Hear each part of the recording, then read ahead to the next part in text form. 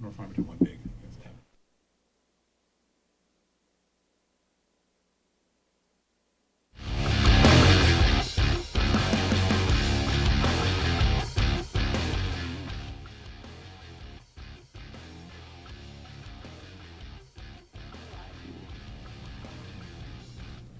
Hey everybody, welcome inside the very dry video podcast room of the State Champs Sports Network studios, nestled on the cozy confines of Lawrence Technological University in Southfield, Michigan. Go Blue Devils. That's right. My name is, you don't need to lean in, man. Oh.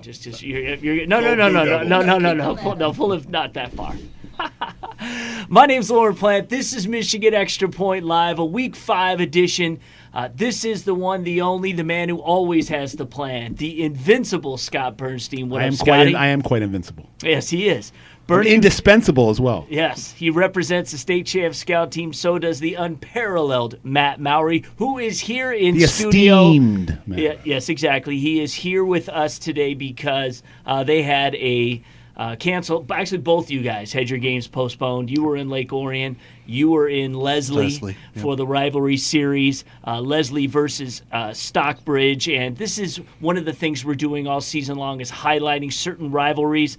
And you might ask, hey, LP, the two teams were 1-7 coming into this week. Why do you care about Leslie versus Stockbridge? Well, I'll tell you why.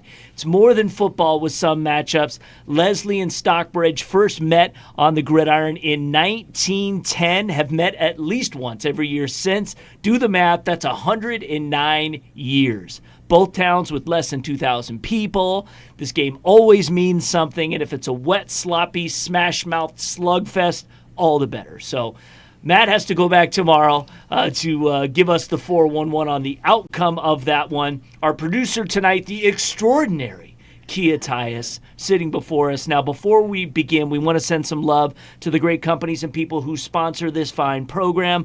We are presented by Lawrence Technological University. The Blue Devils are back here at Blue Devils Stadium for another NAIA Mid-States Football Conference matchup. The team is looking to rebound following a 49-31 loss to a very good Olivet Nazarene team in Illinois last week. Another tough challenge as another Illinois-based school, the University of St. Francis, comes a-calling. They were conference co-champs a few years back. USF is 1-3. LTU is 1-2. This is the first year, of course, since it's new to LTU, that the teams have ever met. Rain should be gone by the noon kickoff. Tickets range from just $20 to just $5. Come on out to Blue Devil Stadium. A ton of former Michigan high school football players on the Lawrence Tech roster. In fact, on the St. Francis roster is former Central Montcalm tight end Keegan James, Lansing Catholic linebacker Michael Whitney, and former Saline offensive lineman Tyler Sherzan. So also want to shout out Hungry Howies, famous for flavor. Get your flavor crust. I know you have a lot of choices for pizza people. Get a pie from Hungry Howies. They are the only ones supporting high school sports. It means a lot to them and us. Vote right now in the Hungry Howies Mr. Football and Amble Award competitions at our website, statechampsnetwork.com. We had a couple shakeups. We'll probably talk about it later in the show. I'd also like to thank the Michigan High School Athletic Association. They have been big supporters of State Champs for not just the last few years, but many years. We really appreciate them. You should too. Go get your scores and a lot of other great content at MHSAA.com. Now, it is Week 5, so it is time to get to scores from teams ranked in the State Champs Top 25. Have you seen our state rankings? Matt Mowry is the man. He works as hard as any high school. Hardest working man in the business. That's right, on the planet. Not only does he update our top 25 state rankings every Monday, he ranks the top 25 smaller schools in the state. These are the Division 4 through the Division 8 schools. And he ranks the top 25 in 8-player football. Just top 10 and 8. Oh, just top 10, sorry. There aren't that many. Yeah. That's true. But he does it every week. So check it out by clicking the rankings link at statechampsnetwork.com. In fact, bookmark it. By the way, we will have a camera covering some 8-player for State Champs TV from the Thumb area next week. So get ready for that. All right. Here are the results from teams in our current top 25 in the state of Michigan in Week 5 of the football season. And we had some postponements too, but let's get to it. First off, our number one team, Muskegon, undefeated, taking on Fruitport. They win easily 59 0. Fruitless endeavor for Yes, football. no doubt. Belleville and Wayne Memorial got together. Belleville's number 2 in the state, 55-0 in that one. Chip Valley and Macomb, Dakota renewing their rivalry. This is a game that you'll see on Came down to the state wire. champs. Down to the wire. It was an undefeated Chip Valley team. They remain undefeated and win 27-21. Had a knock-up pass away in the end zone in the final play of the game. Wasn't Chip up quite a bit, though? Chip was up big early, Okay, and then and that's Dakota what I thought, rallied on yeah. him. And Dakota got down there by the goal line in the last 25 seconds, and Chip deflected a pass on 4th down. So the game that you were at, Lake Orion and West Bloomfield, that was our number 4 versus our number 7 team. The game was 17-7. in the third quarter, about 9:37 left. Lake Orion was up on West Bloomfield, 17-7. 2 or 3 minutes into the third quarter, it got postponed for lightning. But let me tell you, that 17-7 score was a little misleading. Lake Orion was dominating that game. It could have easily been 27-7 or 30-7. The only bright spot for West Bloomfield was a 65-yard run ripped off by All-American tailback Donovan Edwards. That's right. But Lake Orion, out of nowhere, they were such an afterthought. But I'm looking at this team right now, and the balance they have and the leadership they have, from the quarterback Blaze Lauer, the moxie, the swagger, the confidence.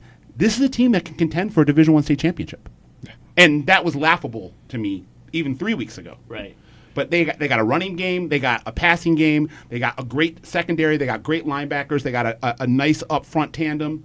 This team is gunning for greatness, and who would have thought? I felt horrendous because Coach Blackstock last year, when we instituted the Anvil Award, was one of the very helpful coaches in allowing us to pick his brain on what was going on. So I was at the OAA Media Day. I was again picking his brain about that, picking his brain about other teams. Kind of forgot to ask him about his team and whether or not. So that's on me. That's my bad. I knew they had a lot of because, seniors. I thought this team would be 6-3. Yeah. I mean, I knew that they would be a we thought it very would be a very solid team. I knew they would be Yeah. a good team. But this is potentially a great team, potentially one of the best teams that maybe Lake Orion's ever had. That's a high praise. They won a state championship in 2010. But I'm looking at this team right now, and I can compare this team very favorably to that 2010 state championship team. Yeah, he's done a superb job. I don't have it in front of me, but the OAA Red representing at the state finals, it happens a lot. I want to shout out Kobe Manzo, the starting power back, running back for Lake Orion. This kid runs as hard as any running back I've seen in the last 5-6 years. He is punishing, the definition of punishing, and he's got speed. And I don't think he's got any Division I, or I don't think he's got any offers, period. But he ripped off an 82-yard touchdown run up the right sideline where he just jetted past an entire West Bloomfield linebacker and secondary crew with blue chippers. Right. And Kobe Manzo is a man-child running the ball in between the tackles, and he's got some afterburners. So watch out for him. Lawrence Tech Blue Devils coaching staff, you listening? Please Better start and checking out. And Lake he's got Orion. a little brother, Cade Manzo, who plays strong safety. Get them both. Get them both. It's a package deal. Coach Jim Manzo, or his dad, or their dad, Jim Manzo, was the basketball coach at Lake Orion on 2 different stints. Stepped down last year, but his boys are really repping that Manzo name, and they're playing some great football right now. All right, I like it. Let's go to our number 5 team, Oak Park, taking on Rochester Hills, Stony Creek. Wow, that was closer than I thought. Yeah, Oak Park does win, though, 20-7. They were down in the fourth quarter. Interesting. I would have never predicted that. They're a fourth quarter team. They score a lot of points in They the fourth dominated Groves last week. Yeah.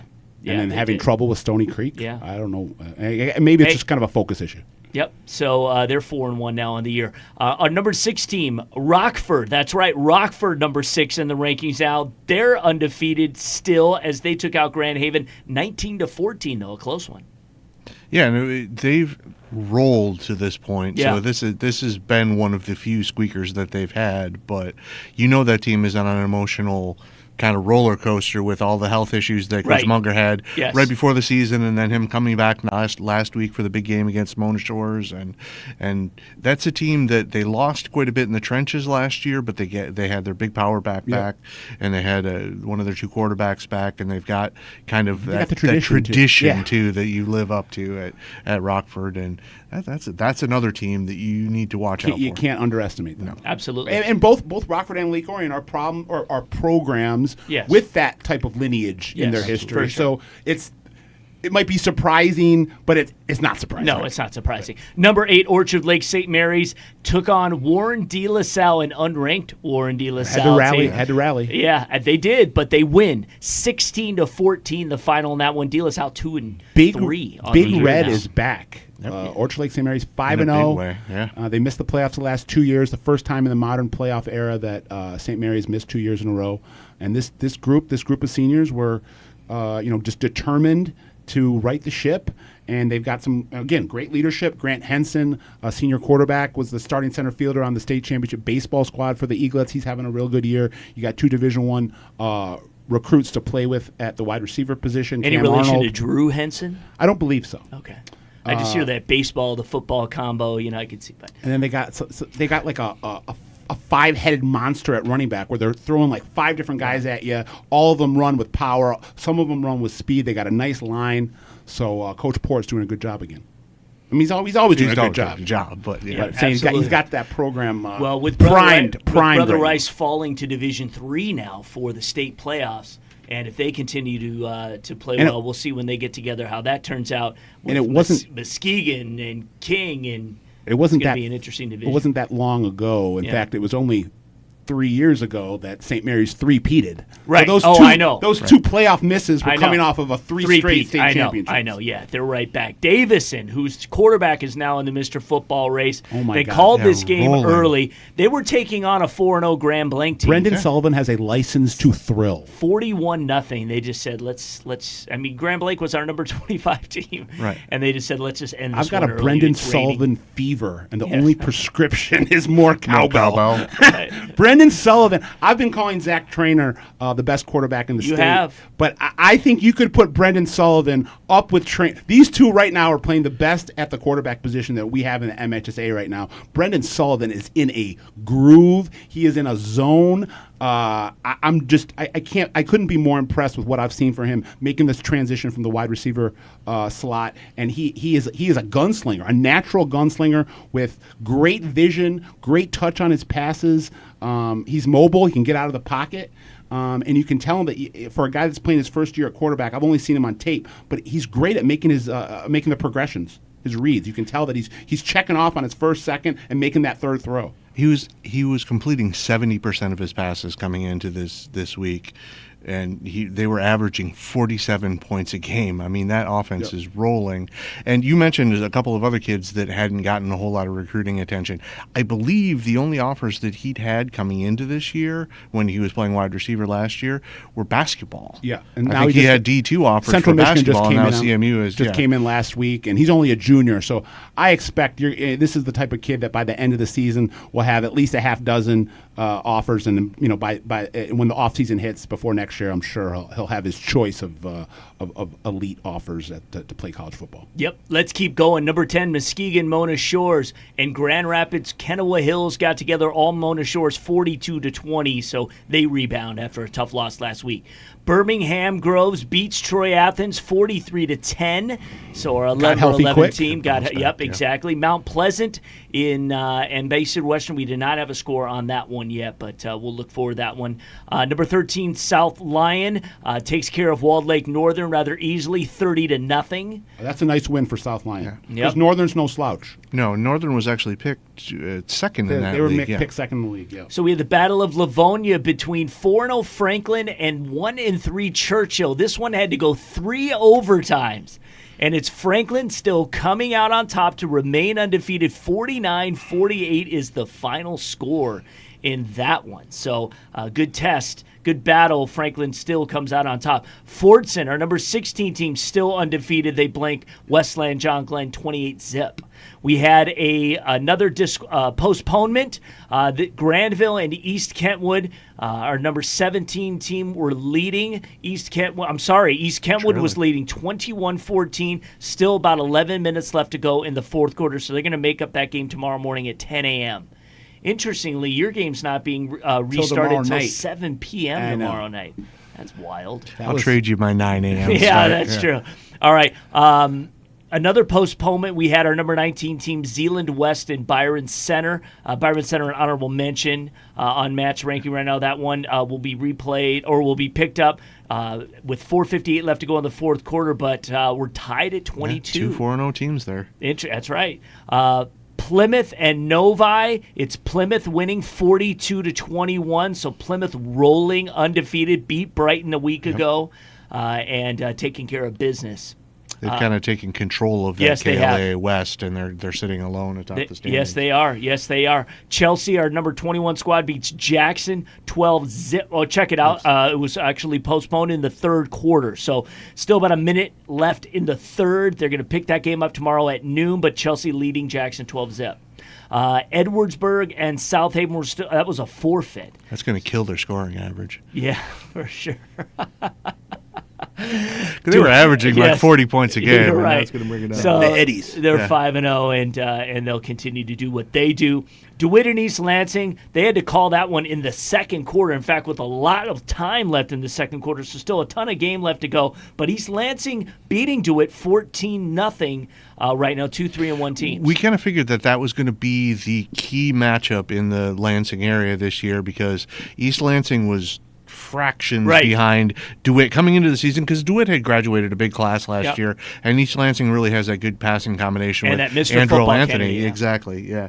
And so we knew that was going to be the big test for DeWitt, and both of them have been in and out of the rankings this year. Yep, and so that'll be picked up tomorrow at 1 p.m. And then finally, our number 24 team, Woodhaven and Allen Park, got together. This one was very close. This is the game I was at. And we only had sprinkles, thankfully. And it was 21-20. My boy Nico Tiberian look. Yeah. Do you know that he had about 50 carries in that one? He's a cold-blooded customer. Yeah, he was. I give him credit. That is a workhorse for the Jaguars. I will say this. Started out, Allen Park fumbled right off the bat. Woodhaven gets it up in the red zone, scores. Allen Park turned it over again, I think, on their next possession or the one after. Woodhaven going. It was 21-0 in the first quarter, and you think this is just going to be a blowout. It's homecoming at Allen Park. Everyone's depressed, and all of a sudden in the second quarter they start chipping away with your boy, and he gets a couple of scores. It's 21-14 at the half, and going into the third quarter is basically just two teams kind of just beating up on each other. I like Josh Waters, too, the quarterback at Woodhaven. He's underrated. Yeah, he was, and he had some really good runs tonight. They've got a running back with his first name as Romantic. Oh, that's his first name is Romantic. So it's like best name of the year for running back. Like last year, we had Sincere Dent. Yes, exactly. So now it's Romantic from Woodhaven. That was interesting. Romanting the rock. yes, exactly. All kinds of superlatives you could throw in adjectives. The stone. But Allen Park was able to get in the end zone in the fourth quarter, made it 21-20. It's kind of late in the game, and there's a penalty called on the ensuing extra point try, pushes the Jaguars to like about the 2-yard line, and they decided to go for it. Woodhaven stops the conversion try. They get the ball back, hold on, and win the game. So that's how that one ended. Woodhaven 5-0 for the first time since 2014. So they had a good year last year too. Yeah. So and that was an amazing year for them, 2014. So again, let's get into some other key games that happened here before we take our first time out and get to our MHSAA minute. They decided not to play the Marshall Jackson Lemmy Crusoe game at all. They're gonna pick that up tomorrow at 5:00. Portland and Lansing Catholic, 2 4-0 teams. They stopped that game with about 11 minutes to go in the third quarter. They will start again at 10 a.m. on Saturday, but it was 21-7 Portland, the current score in that one. Notre Dame Prep, 4-0. Make that most likely 5-0. They're taking on Detroit Leadership Academy, leading 29-12, but they stopped that game in the third quarter. They'll pick that up 5:30 p.m. tomorrow. They got a nice lineman, Nalen Fox, going to Toledo. They got a good good quarterback, Jacob Benson. So that's a team that I've been overlooking, and I got to start paying attention to. Coach Pat Fox, I talked to him before the season. He was really high on this group, and it shows that he had his finger on the pulse. Another game that was called in the third quarter with about 9:48 to go, Frankenmuth and Swan Valley. Frankenmuth leading 14-7 in that one. That game at Frankenmuth, they'll pick it up at noon tomorrow.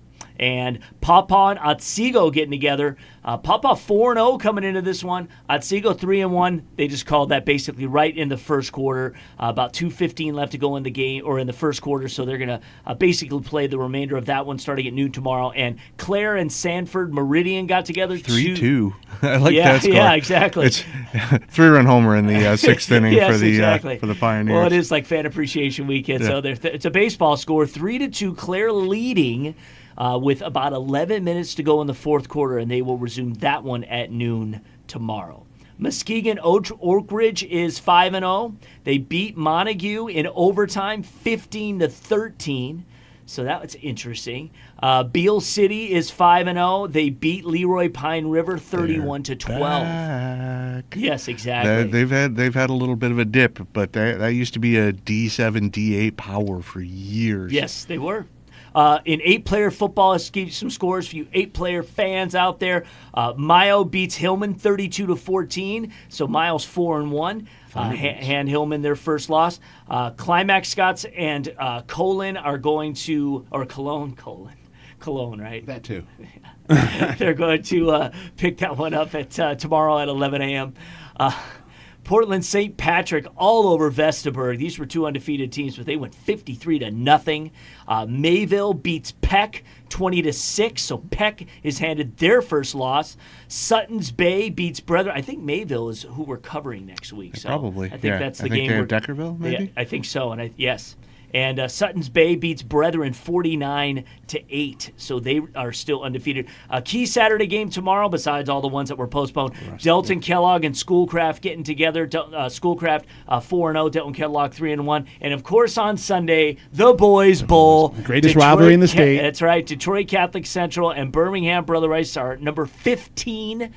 Ranked squad right now. Maybe in not the state. just the greatest rivalry in the state. You could put it up there for greatest football rivalry in the Midwest, and it definitely is in the conversation for best football prep rivalry in America. I would agree. It's just a great tradition, and you always know that you're going to war, no matter what the record. I mean, it's cliche. Whatever the records are, whoever the players are, you're going to war when those two match up. That's right. And I saw kind of a cool thing on social media today. They have the Boys Bowl pep rally.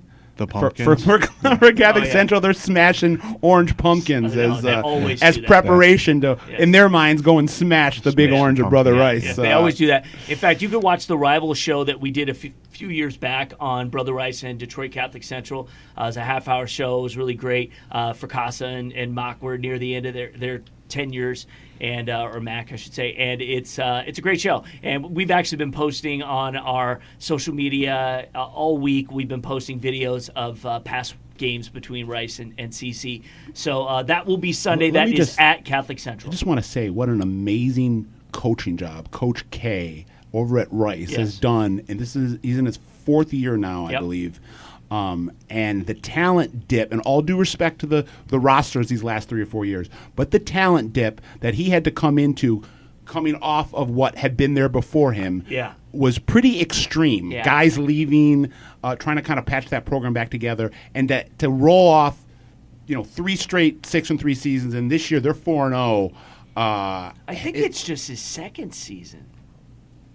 Yeah, I think it's his third. Is it his third? I don't know. We'll have to find that out. But it's not his second. I know it's not his second. It's either his third or his fourth. Yeah, I know he's for been there 4 years. So then it's his third. Then it's his third. Time flies. Who knows? But anyway.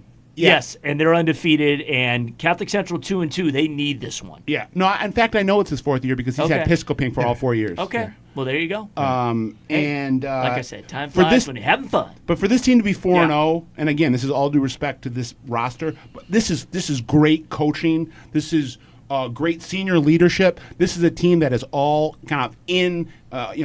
Everyone's bought in. They're all dialed in, and they're playing some really fundamentally sound football without the blue chippers and the for sure Division I players that they had kind of in the glory years with Coach Fracassa. All right, guys, that is got you updated with what's happening in Week 5. Right now, we're going to jump to our MHSAA minute and a couple spots, and we'll be right back, and we'll pick it up from there. So stay with us. You are watching Michigan Extra Point Live.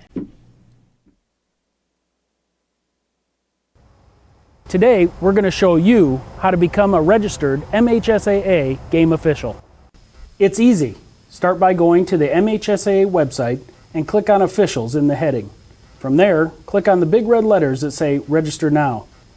If you've never officiated with us before, click on Become an Official and fill out all of the requested information. After you've done that, just answer a few questions, including agreeing to a criminal history check, select your sport, and pay the registration fees, which are among the lowest in the nation. You'll still need to pass a general exam and fulfill some general principles of officiating requirements. Next, get connected with the local officials association. It's the best way to get trained, get games, and get you started in this new adventure in officiating. Every year, we need at least 1,500 new officials, so join us. And if you're unable for whatever reason, you can help keep our new officials, or for that matter, all officials, in the game by showing them respect for just getting out there. Think of every game as a 4-lane highway. There's one for players, one for coaches, one for officials, and one for fans. So fans, don't cause an accident, stay in your lane. Let the coaches coach, the players play, the officials officiate, and just enjoy the game. For more information, visit our website at mhsaa.com. Helps wanted, just whistle. You do know you want a contest to spend the whole day with me, right? Mm-hmm. And you just want to sit here and eat this delicious pizza? We could do other things. A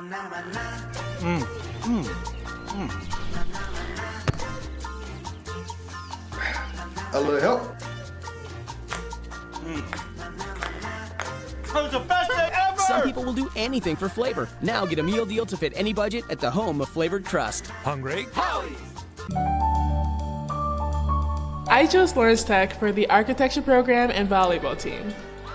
Architecture is a great fit for me because I love math and design.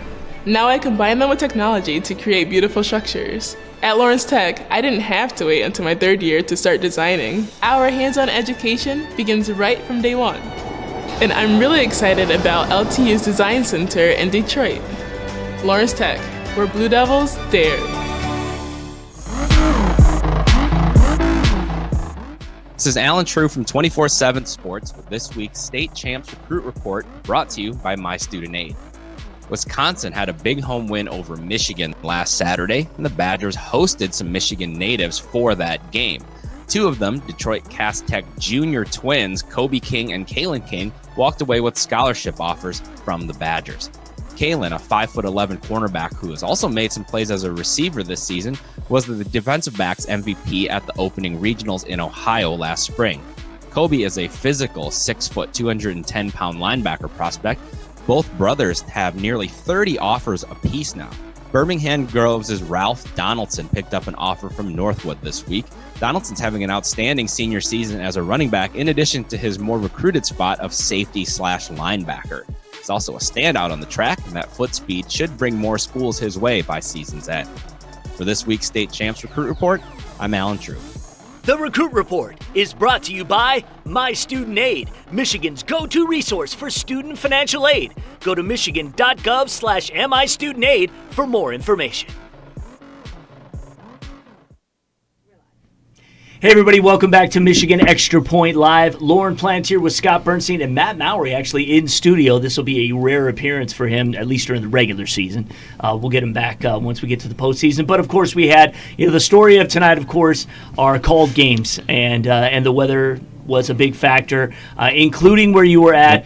We were reigniting our rivalry series. It was episode 3 that we were getting into, and that was Leslie and Stockbridge, and that's in the Lansing area if you're unfamiliar with that. Again, 2 teams who played, since, in fact, I looked back, I was like, what was significant that happened in 1910? Well, that was the first time they actually had a night flight for an airplane. Okay, that's how far back we're going. Yeah, you know what I'm saying? So, but anyway, 2 teams who obviously are struggling this year. But so this may even have more impact there, because either one could say at least we beat this team. Well, and to give you an illustration, Stockbridge last year went 1-8.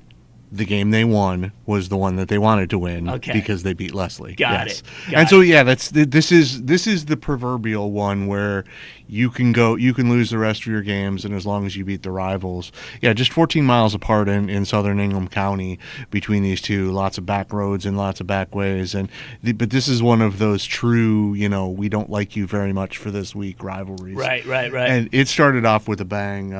Nolan Frory took the opening kickoff back 91 yards for a touchdown.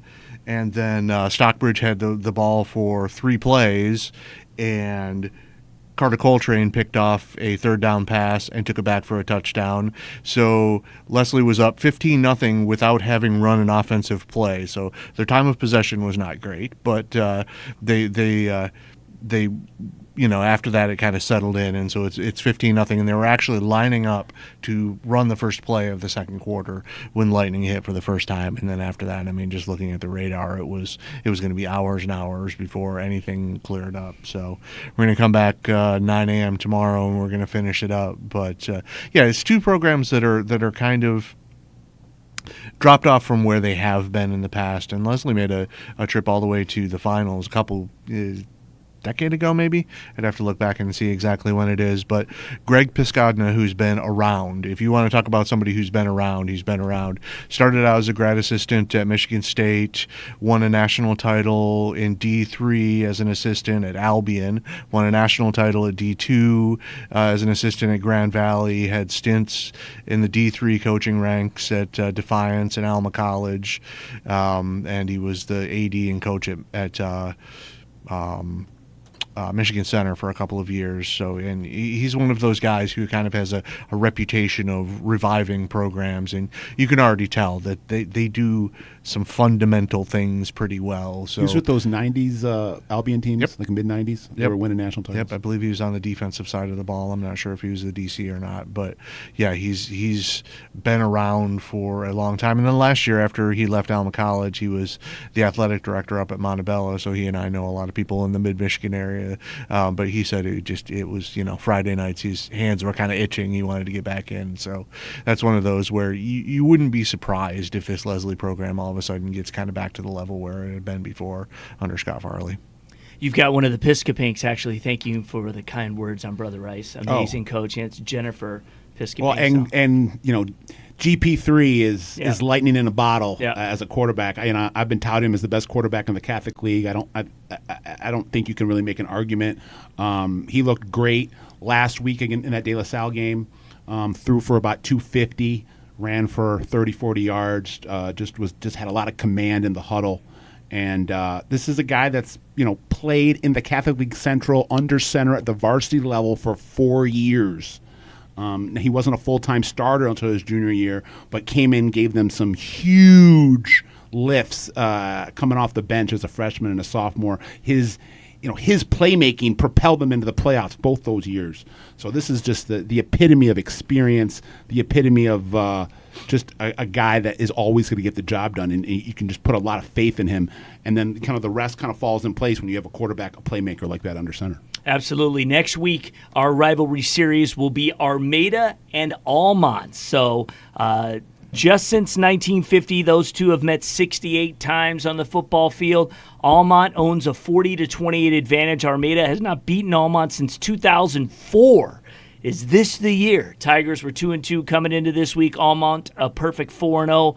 Blue Water Conference football is the subject of our next rival series, and that will be next week. So what we are going to do now in just a second here is we are going to take another timeout. We do have some storylines that we want to get to before we finish up this week's show, but I do want to tell you guys, did you hear the news? Studies of high school football players from 50 to 60 years ago did not, I repeat, not show an increased risk of neurological disorders compared to their non-playing classmates. The game now is a lot safer, obviously, than it was then. High school sports, including football, have never been safer, and sports participation is a good part of a young person's overall education. Learn more at the health and safety page of the MHSAA website.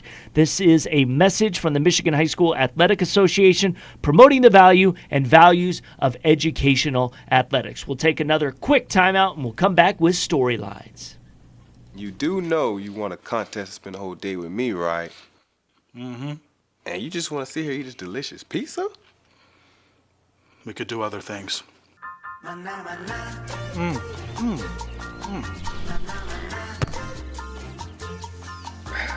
little help? That was the best day ever! Some people will do anything for flavor. Now get a meal deal to fit any budget at the home of flavored crust. Hungry? Howies! I chose Lawrence Tech for the architecture program and volleyball team. Architecture is a great fit for me because I love math and design. Now I combine them with technology to create beautiful structures. At Lawrence Tech, I didn't have to wait until my third year to start designing. Our hands-on education begins right from day one. And I'm really excited about LTU's Design Center in Detroit. Lawrence Tech, where Blue Devils dare.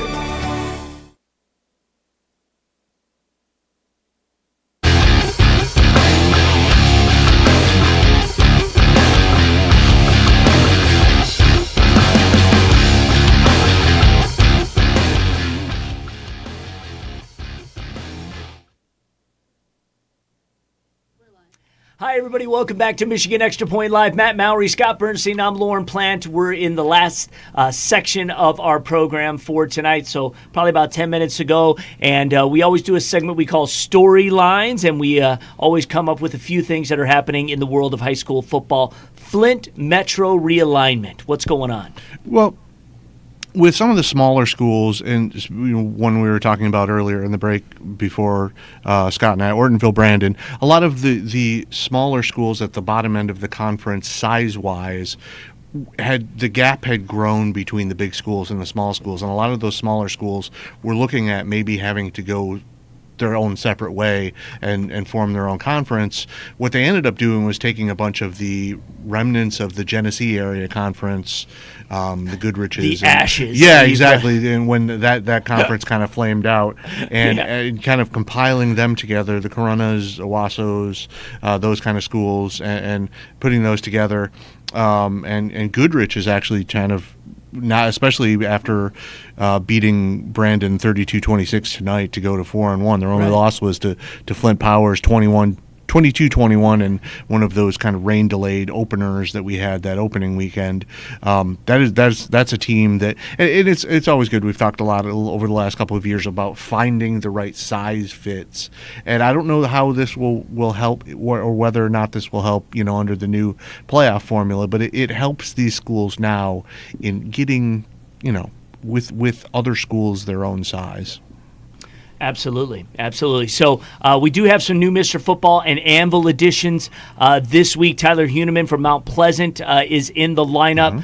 And Brendan Sullivan of Davison is now in the Mr. Football race. He's going ballistic. Yep, and we have held off as long as we could, but not saying purposely. We were just like, the other guys that you have in, they almost have to play their way out. And what's interesting to me is that we put Trainer in 2 weeks ago. Yep. We put Sullivan in now. Yeah. And I think these two guys have just as good of a chance of winning the award as anyone we had in from the beginning. Yeah.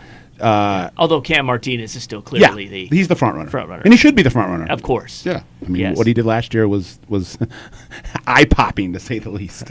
You watch Huneman play, and he's going to play defensive end on the next level. He's going to be a defensive end at Harvard, and if you can get into Harvard, more power to you. Yeah. But he's also a tight end on the offensive side, and he's got 21 career touches, so he's not a huge, a target that gets targeted an awful lot. 9 of those have gone for scores coming into this week. But you want to have fun. If you like football and you like blocking, watch him as a tight end blocking downfield, and count the number of times the defender ends up on his backside. Yeah, it's frequent. Yeah, so he a lot of times you'll have the defensive end offensive lineman combination, but he's very mobile, and he likes to punish people as a blocker too. He gets a great jump. I mean, the tape I've seen of him, he gets a great jump off the ball. What they call that first leap. That get off. Getting after the quarterback. So So if you're unfamiliar with the Anvil Award, it basically means we are rewarding the top linebackers and linemen in the state. You know, we felt there was a disparity in our Mr. Football competitions. It was so hard for one of those guys. It was weighted against the big nasties in the middle. Unless you happen to play, you know, you're a linebacker and you were also playing offense in some capacity. A Prescott line type. Yes, exactly. Throwback. Yes, absolutely. Shout out Oxford, SMU. That's right. So Mr. And Football MSU. and Anvil exists. Yes, that's right. You can go to the website, statechampsnetwork.com. You can vote for your guys right now. I encourage you to go there. It's really important that you guys vote. Remember, the leading vote getter, no matter what's happening, can never be removed from the race. So that's what you got to do. All right, lastly in storylines, our early season surprises. Obviously, the resurgence of Orchard Lake, St. Mary's, and Rice. Our headlines, Lake Orion is a headline. What are a couple other surprises we should take note of? I had a bunch. Granville came in, and obviously they've got a tough one this week in East Kentwood team that was ranked in the top 15 when we started out the season. Last year they lost 5 games, but they lost those games to Clarkston, De La Salle, East Kentwood, Hudsonville, and Rockford. Those teams were 46-12 combined. 3 of those 5 losses were by 13 points. But it was a good team, even though they had a bad record. We talked about it. Yeah, we talked a lot about it. Yeah, and so year, it's not really a surprise, I guess, but they're just kind of fulfilling what we thought they might. Another one, Pinckney went 8-2 in 2017 after they left the KLA and went to the SEC. Losing their 2 games by a total of 5 points. Last year they kind of bottomed out a little bit and went 3-6, but they've already matched that win total heading into today's game against Ypsi Lincoln, and they won 40-14 to go to 4-1. Plymouth we've talked about a couple of times. They're in the top 25. Biggest one I want to point out, and you mentioned it, that's why my eyes lit up when you mentioned the Central Montcalm kid. Oh, okay. Under first-year coach Scott Kripe, Central Montcalm was 4-0 coming into Friday. They beat Big Rapids 34-6 to go to 5-0. It's the first time they've been 5-0 since 2010 when they didn't lose until week 9. And you go, okay, that's pretty good. Except they were 0-9 last year. And those teams that they've beaten to go to 5-0 were the same teams that they lost to in succession last year and got buried by. Scott Kripe, who was at Adrian for the last couple of years and actually had a winless season at Adrian last year, heads up to Central Montcalm, takes over that program, and that's a big time redemption when you're coming off an 0-9 season, taking over a team that's going off an 0-9 season, and you can take them out to 5-0. I mean, that's not a program that's had a ton of success over the years, and so they got to be flying high up there.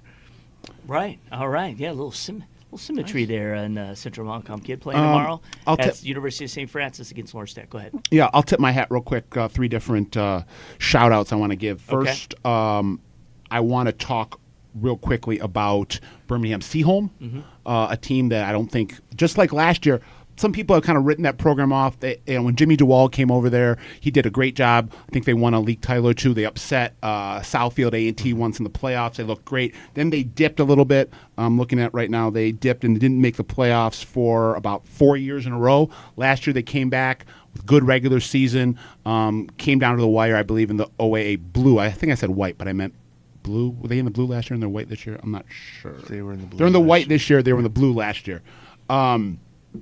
And again, I think people were kind of writing them off this year. They started off 4-0, and then today they took Rochester Hills Adams down to the wire. They ended up losing the game, but they were in that game until the last couple minutes. That impresses me. So they're a team to look out for. Jimmy DeWald does an amazing job. And then I also want to talk about a player from the PSL. I've blogged about him a little bit before the season, Latrell Tompkins from Denby. I believe he's committed to Toledo. He came over from Delta Prep, and he is absolutely decimating defensive line stats in the PSL right now. He's got something like 12 sacks through 5 games, just a disruptive presence like maybe we haven't seen at Denby in a while, at least. Just doing a great job, really making an argument for him being the best defensive lineman in the whole league. For a guy that really wasn't on anyone's radar at a charter school last year. Maybe the best since Will Golston or Brandon Graham were manning the. But Latrell Tompkins is a name that you should know about because I can see this guy tremendous ceiling and doing a lot of damage on Saturdays. They were unbeaten coming into today, weren't they? I'm not positive, but yeah. I think they were, yes. All right, guys, so we are wrapping up. I'm waiting for my comments of the week. And then Bodie, go ahead. Last thing real quick. North Farmington, it looks like they're going to win. They got to postpone it, but they were up big on Avondale, who was also undefeated coming into this game. It looks like North Farmington will be 5-0 for the first time in 31 years.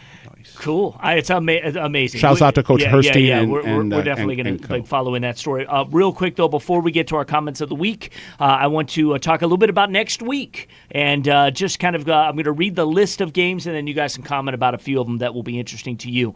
Kalamazoo Central at Battle Creek Central.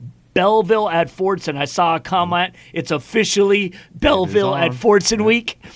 Midland at Mount Pleasant. Escanaba at Menominee. Farmington at Auburn Hills. It ain't going to be a game unless Avondale regroups because they just got trucked by North Farmington, or they're in the process of getting trucked. And Farmington is just as good as North Farmington, if not better. So Avondale, who started 4-0, might be doing a little soul searching after this loss. Let me get through all Sorry, of them. I apologize. That's okay, no worries. Hillsdale at Blissfield. Iron Mountain at Calumet. Southfield A&T at Clarkston. The rematch. Yes, that's right. The rematch from the PKC. This is the one that matters. Yeah. Schoolcraft at Constantine. Detroit King at Denby. So that'll be interesting. Holt at East Lansing. Mason at Fowlerville. Lapeer at Grand Blanc. We're seeing Lapeer fans on the comments here talking about how they have bounced back because they kind of started off slowly. East Grand Rapids at Grand Rapids South Christian. Hudsonville at Grandville. Pontiac Notre Dame Prep at Guerin Catholic. So they're out of Indiana. Is that yes. What yes. They played them last year, and it was a close game. Yep. All right. Harper Woods at River Rouge. Novi Detroit Catholic Central at De La Salle. Chip Valley at Warren Mott. Rochester Adams at West Bloomfield. Hudsonville Unity Christian at Zeeland West, and there'll be some Saturday games we'll be looking forward. Iron River West, Iron County at Lake Linden Hubble, and Birmingham Brother Rice at Orchard Lake St. Mary's. Which all of a sudden is the key game in the CHSL rather than the CC De La Salle game, which was the key game last year twice. And I'll state for the record, if Lake Orion holds on to beat West Bloomfield tomorrow, they will be my number one team in Oakland County. They will jump past Oak Park, who had struggled with Stony Creek today. So Lake Orion, go get this dub tomorrow, and you're number one in the Oakland in the OC. Absolutely. And if Detroit Catholic Central wins, and next week, let's say, again, and Orchard Lake loses, then of course we're right back at square one, and everybody's kind of battling each other. So we'll see how that goes. It's going to be very interesting. Our comments of the week as we wrap up the show on Facebook. Caleb Schaefer said, "This doesn't apply to high school football, but former Ithaca quarterback Jake Smith is playing great for Harvard through 2 weeks of play." It's pretty cool. Yes, and actually, Huneman and Smith know each other pretty well, and I think that was part of the recruitment there. So both from generally the and same Khalil area. Dawsey from Groves is playing at Harvard now too. Yep. I want to shout out my boy Brian Fuller. He is the new athletic director actually at Okemos, but he and I go way back. And he came on and let us know because he used to be the athletic director at Harbor Beach. And he said that they were going to resume the Okemos Grand Lange game tomorrow, but they were 0-0. And I think he also had given me Harbor Beach beat Ubley 29-14. And Robert Mitchell, my guy out of Canton, he works at Kroger. I always see him at Kroger. He's my boy. After 2 lightning delays, finally over. Brighton 24, Canton 7. Nice. So Brighton, that just Brighton ended. Bounces back after a loss to Plymouth. Yeah, that's a killer for Canton right now. I like Ruben Salinas. Yes. Came over from Texas. He's catching footballs in Michigan, and he's taking that Friday Night Light swagger from the Lone Star State and bringing it to the Mitten. You could tell Coach Lemons didn't really want to let the cat out of the bag on him, but he was pretty excited that they were going to have a pretty good pass-catching combo. All right, and finally, at Mary Banca on Twitter says, "Hey, Madison finally won one." So there you go. They had gone quite a lengthy period where they didn't lose any in the regular season. I think they had 2 straight seasons where they were undefeated in the regular season. So just got to take a step back when you lose such a dynamic playmaker like Austin Brown. No question about it. Even though his brother Dylan, I believe, is actually the quarterback now. All right. Well, there you go. All right, ladies and gentlemen, thank you so much for tuning in to another episode of Michigan Extra Point Live. We do this each and every Friday night throughout the football season. We're going to do it right through the finals, and I am actually going to make sure that we can be doing this show live from Ford Field for our final show, which is a Friday night. So it'll be right after the Division IV game, and we'll get together and have this from Ford Field and be able to talk about the state finals, the first day of the state finals, and preview the second day. So that is going to be my pledge to you. But in the meantime, we got a lot more football to play before we even think about Ford Field. Only halfway through. That's right. And literally, we're literally yes, halfway through. 4.5. Yes. So, boys, thank you so much. Good luck next week. Better luck tomorrow, as you'll be there at 9 a.m. 9 a.m. They're replaying that. See everyone at the Leslie Boys Sharp. Bowl on Sunday. That's right. So, yeah, Scott will be out there. We'll have a camera out there, so we'll have highlights of that game at some point, too. Support the Lawrence Tech Blue Devils. Blue Devil Stadium tomorrow, noon kickoff between LTU and the University of St. Francis out of Illinois. So, if you can get here, come check it out. Weather's going to be beautiful. Great experience. I got my first look at it last week. We're tailgating early, so you can come on over to LTU and check it out. Pristine environment. Yeah, it's going to be wonderful. Gleaming, beautiful stadium, and it's what I love most about it. It's got that Southfield skyline as you're playing. You're like looking out at the skyline. It's pretty cool. It's fantastic. So if you can come out here, come and join us. Otherwise, we'll see you next week. State Champs, remember, airs this Sunday at 9 a.m. on Fox Sports Detroit. Tons of games. Even though there were a lot canceled, there's a lot of games we got in.